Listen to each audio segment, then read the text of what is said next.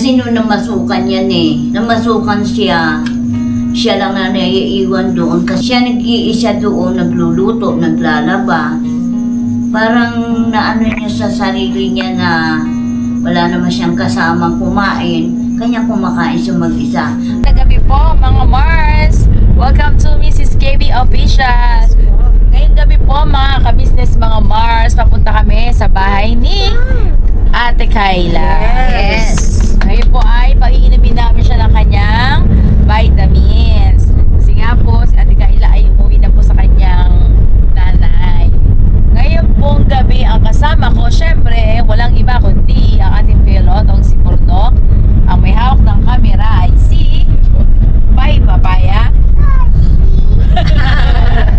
At syempre kasama si Ate Sideng. Ganyan din si Junjun. At syempre walang iba din ang kanyang boyfriend na si Bongalo. Yes. Yan. Nag-chat na po din si Ate Kayla. Tinatanong niya kung nasaan na kami. Sabi namin ay on the way na Ate Kayla. Kanina pa po siya, mga ano pa yun, hapon pa yun. Nag-chat na siya sa akin na ay, mga tanghali. Nag-chat na siya, pupunta ba daw doon. Sabi ko, oo, mamaya pupunta kami. Tapos chat na siya ng chat. Pabalik-balik na siya ng chat. Kasi di lang po siya makatulog pagka hindi siya makainom ng kanyang gamot. Yun. Sabi niya. Laki po sa salamat din po namin mga Mars dahil siya na pong pusa na naghahanap ng kanyang gamot. Yes. At syempre, nakakatuwa rin dahil talagang eager na siyang gumaling. Eager na siyang uminom. Kaya Kayla, on the way na kami. Sayang, sana kung doon lang sa bahay ikaw na nagstay. Wala sanang hindi na delay ang pupunta. Pero, darating kami Ate Kayla on the way na. Yes. Yeah, bye. Let's go na. See you, Kayla. O, may batang kulit to. Sabi mo, Mars! Ano si Mars? Bira! Bira! Panat! Malang-malang sa tatay mo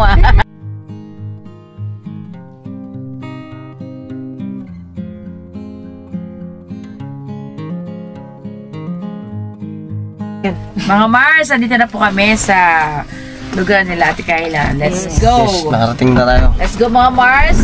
Ba, Mars! Tara! Mars! Diretso na tayo. Sige tayo, sara mo na yan pa. Tara, bongga, bongga. Saan yung gamot dyan na? Dito po.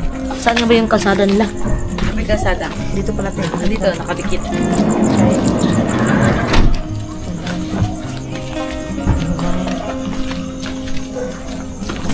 Kayla, kakachat lang po sa akin. Kasi, kailangan kasi talaga sigurado natin na papain sa kanya gamot. Kayla? Sabi na eh. Kayla, andito na Antay kami. na si Kayla. Uy, si Kayla. Naglaba to. Oo. Yan ang damit. Tinitignan mo yung tinitignan mo yung damit niya. Akin kasi yun te, binigay ko sa kanya tapos pati yung stripe. Bilang mo yung damit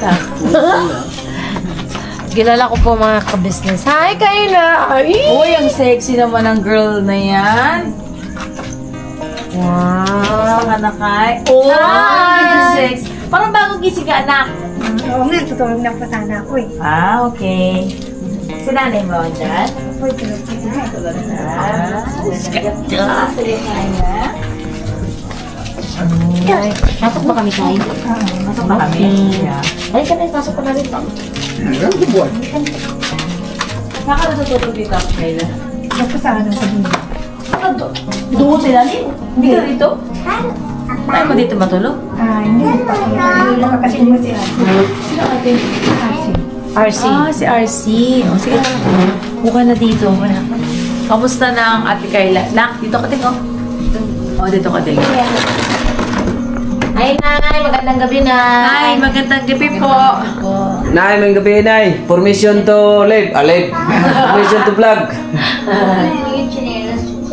Ang nagagalit na namin. Nay. Kamusta ka naman? Okay lang naman po. Kumain ka na? Apo. Anong ulam mo? Sardinas po eh. Okay. Sige, pwede natin si Ate Kayla. Ano bang nararamdaman mo, Ate Kayla? Bakit, yan, parang nabawas na yata yung buhok mo, be. Hindi ko asan ba? Hindi naman ah. Di ba? Parang kasi dito. Nashampoo ko na nga eh. Oh. Parang kamig si ano? Ay, pala si Kuya Bong pala, oh. Ay, sorry, Kuya Bong. Wala naman yan, naubos ang tubig eh. Hindi naman naman tayo dyan. Kamusta po, Nay? Maaga kami natulog, mamaya madaling araw kasi sisimba kami. Madaling araw po. Kumusta naman si Kayla simula nung hinatid dito na? Kasi gusto niya na kasi umuwi. Bakit kaya? Ate Ano Kayla? eh, naglinis magdamat eh. Naglinis magdamag? Naglinis, nagugas ng kardero. Ala, hugasan naman po lahat. Oh? Bang, ikaw magbigay kay Ate Kayla. Wait lang Kuya Bunga. Wait lang. Kanyang vibes na yun. Kailan mo balak, anak, bumalik sa KB House? May isang linggo siguro. Sa linggo? Uli? Dito ka sa linggo? Apo. Kuya Bunga. Umalis po ba si Ate Kayla, Ito, magbigay Nay? sa kanya ito. Hindi, mas maano na po siya. Sige, ako na lang. Ayaw mo magbigay ng kaya nga kita sinama para ikaw magpapainom eh. Ikaw magbigay ng tubig. Dito ka. Ito talaga. Ayun, pinigay ko na. Ito kasi si Kuya Bong, pagka inaantok na kasi. Yan.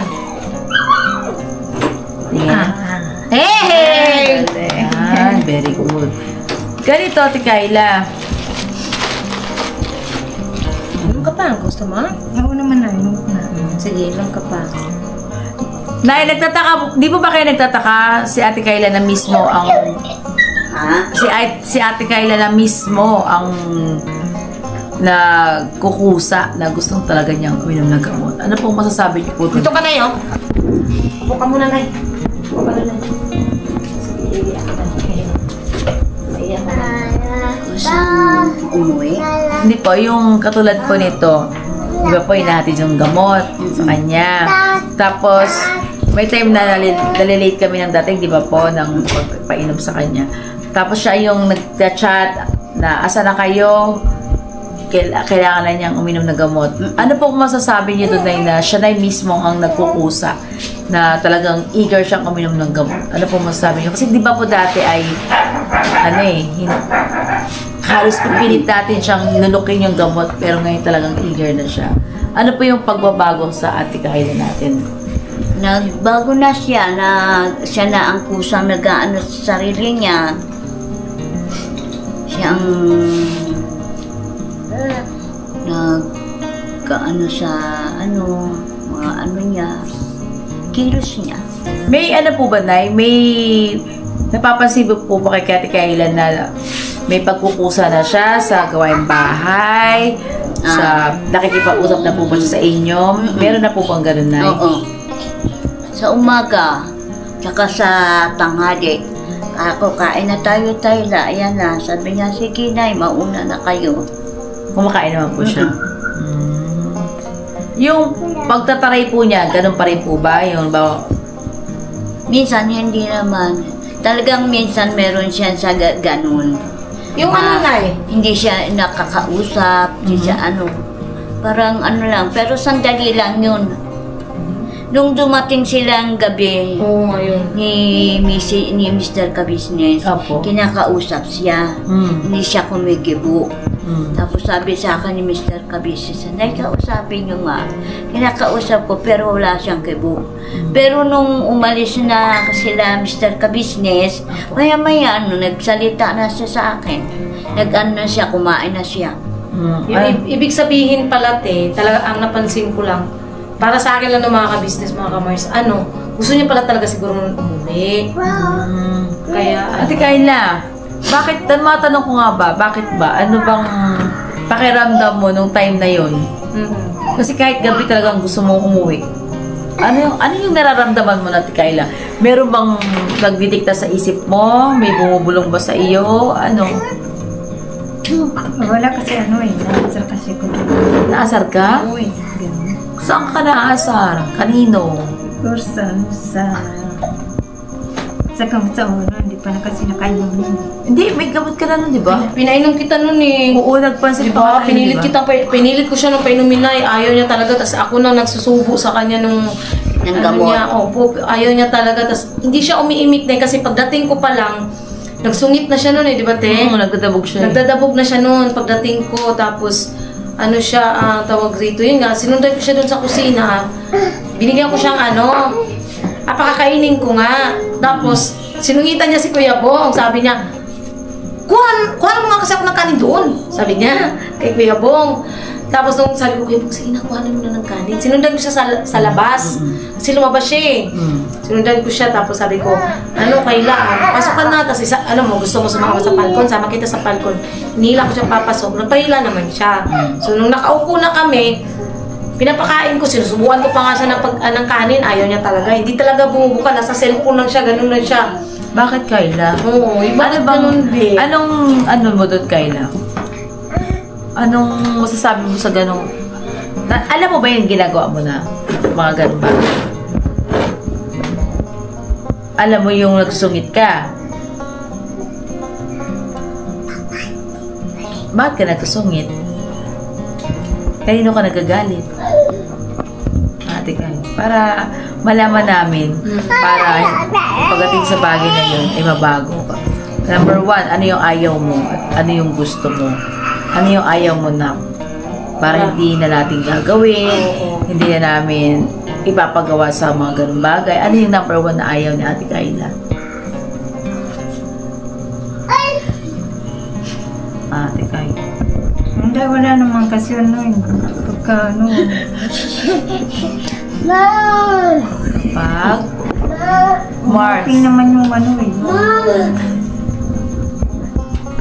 condition. Okay mo ho? Ito ka na. Kasi patayo ka dyan. Or ikaw dito. Sige, dito ka. Ako doon. Excuse po. Hindi na, okay mo ka dyan. Upo Kuya Bong. Ano yung ayaw mo? Ayaw mo ba yung may maingay? Ayaw mo ba yung may bata? Ano yung gusto mo? Ano yung ayaw mo pala? Para hindi ka nakakaramdam ng inis. Para din Kayla. Alam namin ang gagawin namin. Para maiwasan. Tsaka ano yung gusto mo pala? Ano yung ayaw at anong gusto mo? Ano yung pwede namin gawin? At para makatulong din sa iyo. O, sige nga, ano yan natin tayo? Sige, huwag kang may... Ba't parang iba yung boses? Parang iba ngayon yung mukha mo, Tikay na. Sige nak, sabihin mo nak. Una.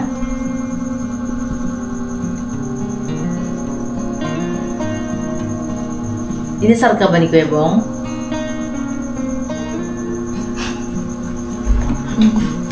Dali, inasar ka ba niya? Hindi naman. Anong ginawa sa'yo ni Kuya Bong? Wala? Eh, ano bang gusto mong gawin? May gusto ka ba sabihin kay Kuya Bong? Wala akong sabihin ko yun. Ikaw, Kuya Bong, anong may papaya mo kay Kayla? Wala. Puro wala. Ano ba naman itong mga kausap kong ito? Puro wala. Ano ba nangyayari? Ano ba nangyayari? Na siguro to. Ano ba nangyayari mga... May tampuarel ba kayo?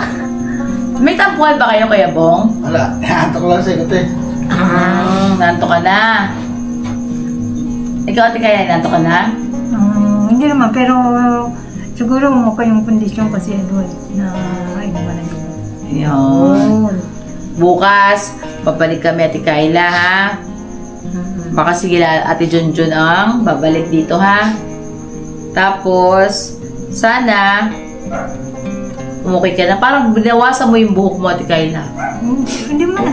Parang buhok. Umiksi ano? Itong dito. Itong dito. Ito na part. Nagtanggal ka ba ng buhok mo? Hindi nga. Oo. Naligo siya kanina kasi eh. Pero Nay, simula nung naihatid siya dito, Nay, kinabukasan hindi naman siya nangalakal, hindi naman siya umalis. Hindi. Okay. Yan lang siya sa bahay. Okay naman. Ano po yung na obserbahan niyo po sa kanya? Eh, may pagbabago. May pagbaba. Malaki po. Kesa yung dati. Yun. Ganito, Ate Kayla, baka dito, babalik si Papa Dins dito kasi di ba meron tayong panibagong check-up, di ba no? Antay mo lang si Papa Dins, ha? Huwag kang aalis. Dito ka lang kay nanay, turong ka lang dito, ha? Okay ba yun? Sige. Kumain ka, ha? Anong masasabi mo sa ating mga ka-business? Mga Mars? Kasi maraming nag-alala kaya sa'yo. Dahil medyo, nung simula nung after nung check-up kasi mga ka-business, mga ka-Mars, maraming nag-alala kay Kayla kasi nga napansin nila. Yun nga, hindi ka na naman umiimik. Ganun siya na eh. Hindi siya naimik tapos nagsungit. Sasabihin ko, meron talaga siyang araw na hindi kanya kakausapin. Pero yung mga sandaling oras na yun, wala na sa loob niya yun. Nung umalis nga si ka-business ng gabi, sabi ko, ba't hindi mo kinausap si ka-business dahil nagpapaalam na at aalis? Hindi siya kumikibo. Pero mga bandang alas 10 yata, alas 11, hindi natulog. Naglinis ng mga kardero, nagugas ng pinggan, tapos nagwalis-walis. Inayaan ko lang. Yes, tama po yun na. Inayaan ko lang sa mga bandang umaga, inantok, natulog. Ayun. Natulog Tama naman siya. po yun, Nay. Kasi, ang sabi po ni Doc Vincent, kaya talagang kailangan po meron siyang activities na nagagawa sa araw-araw para yung isip niya ay malibang sa hindi siya yung mga ngalakal. Pumapasok pa ba sa isip mo, Kayla, ang mga lakal? Hindi na. Hindi na. Pero pagka minsan parang gusto ko maging kasi walang malibangan eh. Anong gusto mo maging? Naliligaw ako sa ilog eh. Naligaw ka sa ilog? Oo, kanina. Kanina naligaw ka? Ayun, yun po yung yung sinasabi sa akin ni Paps na pag gusto niyang umuwi, gusto niyang maligo sa ilog. Kaya pala. Ayun. Kasi tinawag ko siya nung isang araw, di ba? Wala si Papa din, sinundo si Jam. Sabi ko, gusto niya nang umuwi. Sabi niya, Ma, libangin mo muna siya kasi gusto na naman yan maligo sa ilog. Yun yung mo. Tapos ganito lang, Kai. Pagka naisip mong gusto mong maligo sa ilog, sa CR ka na lang maligo. Palitan mo yung yung mood mo na, marumi doon, di ba?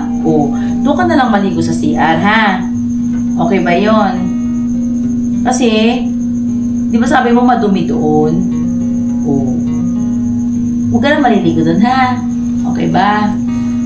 Tapos na ganito, napansin ko sa kanya, nung pinagluto namin siya, okay siya, Nay, na siya na i-enhance yung kanyang isip. Na ba, marami siyang katulad ng paggigisa, may mga paliwanag siya doon. Siguro na kapag ka nandito siya, utusan niyo po siya na magluto kung ano yung gusto niyang lutuin para malibang. Pagka nagluluto siya sabi ko, kakain na tayo. Sige niya, Nay, kumain na kayo kasi may ulam akong lulutuin. Ano yung gusto niyang lutuin? Meron siya minsan nilulutong pinipiritong tuyo o kaya yung sardinas. Inaano niya yun, niluluto niya. Tapos kakain siya. Ayun. Gusto niya yung nahuhuli siya. Pag siya nahuhuli, inaayaan na lang namin. Kaya pala sa bahay, pagka inaaya namin siyang kumain, pinapaunan niya tayo lagi, diba? Sige, mauna na kayo. Pero hindi namin po siya inaayaan na magpahuli siya. Except na lang nung medyo nagsungit siya, talagang wala kaming magawa. Nahuli talaga siya. Pagkatapos namin lahat kumain, tsaka po siya naghanap ng pagkain. Yun. Kasi nung namasukan yan Yan nga pala, Nay. Matanong ko nga pala yun. Na banggit niya rin po sa akin na namasukan siya. Namasukan siya. Siya lang na naiiwan doon kasi yung amo niya nagda-driver, jeep. Siya nag-iisa doon, nagluluto, naglalaba. Parang niya sa sarili niya na wala naman siyang kasamang kumain. Kanya kumakain siya mag-isa. Parang nadala niya rin sa bahay. Kasi pagdating ng amo niya, sasabihin niya, Kuya, kumain ka na. Oo, sige, kumain na ako. Ikaw na lang kumain dyan. Kaya, gano'n ang kasi nambasukan na. Gusto mo ba mambasukan ulit, Kayla? Wala naman akong mapasukan doon sa bahay namin, doon ko mamasukan. Okay naman yun, di ba? Parang may katuwang ako magluto. Okay ba yun sa'yo? Ayan. At least, di ba, Kayla? Oh. Kailan ka mag-i-start na mamasukan sa bahay? Magkano sweldo ni Ate Kayla? Magkano gusto mong sweldo? Kasi ano yung sendo ko na ng pahinga. 1.5. 1.5 lang? Oo, noon yun eh. Mura naman. Hindi, kasi siya lang naiwan sa bahay eh. 1.5 lang. Ay, yung amo niya natutuwa kasi pagdating, linis lahat ang damit. Talaga po? Kaya lang umalis siya kasi para din siya Oo nga po. nabubugnot, wala siyang kasama. Mm. Nung sinabi nung namasukan siya, sabi doon sa anak ko kasi yung anak ko, tatay na yung pinasukan nito. Sabi, bakit umalis si Tayla? Ang sipag-sipag pa naman ng ano-ano. Ang sabi ng kapatid niya, sabi, siguro po nabubugnot kasi walang kasama sa bahay. Pero na yung time na yun, hindi pa siya ganyan ang kalagayan niya. Hindi naman. As in normal talaga siya. Okay. Minsan sabi nung amo sa akin, minsan daw walang kibo. Kausapin walang kibo. Pero sandali lang daw yun pagka nag-uusap na sila dalawa. Pero alam niyo na si Ate Kayla, marunong siya magluto, masarap. Masarap siya magluto. Nagluluto kasi siya eh. Tapos masarap siya magluto. Alam niya yung proseso. Katulad yung baboy, ay matigas pa eh. Tapos, basta kung makikita niyo lang po, nakita naman po siguro nating mga Mars dyan kung paano yung proseso ng pagluto ni Ate Kayla. Ang dami kang bumilib sa inyo, Ate Kay. Oo, sabi niya thumbs up. Ang galing ni Ate Kayla magluto. So, gusto mong mamasukan. Para naman malibang ka, no? Hindi ka mainip. O, sige. Sa amin ka na mamasukan, Ate Kayla. Diba? Sige na. Kailan ka mag-umpisa? Mga 1 linggo po. Ayun. O, mga ka-business, mga Mars, sabi Ate Kayla, after 1 week, pwede na siyang mamasukan sa atin. Yes. Anong trabaho pala? Tagaluto? Okay na rin sa'yo? Oo, pwede po yan. Okay. Sige. At least, di na mapapagod si ate magluto. Oo. Hindi naman. Hindi, ganito yan mga Mars. Si Ate Kayla, kung ano yung gusto niyang lutuin, Yun. susuportahan natin Yung yan. recipe na gusto niya. Okay. Sige. Para makapagpahinga ng Ate Kayla, saka si Nanay, antayin lang natin yung pagpunta dito ni Ka-Business or ni Papa Deans, ano? Itong week na to, baka sila yung dumalaw po dito. Pero araw-araw, ay gabi-gabi pa rin po namin siya kahatiran ng kanyang vitamins. Maraming salamat po mga Mars. At syempre, at least nakita natin kung ano yung gustong gawin ni Ate Kayla. Para hindi naman po siya maiinit. No, Ate Kayla? Ano masasabi sa ating mga Mars? Uwi na kami. Salamat po sa punta po nyo. Pinagbigyan nyo po na makainom po ako ng gamot. Ayun. Thank you po mga Mars. At least si Ate Kayla na mismo ang talagang eager na siya ay makainom ng gamot. Salamat Ate Kayla ha. At babalik kami dito ha. Okay. Thank you po mga Mars. Never say goodbye. Tomorrow is another day. Birabanat lang. Todo. Okay. Thank you po, Nay. Nay, salamat Nay ha. Thank you ha. Matulog ka na ha.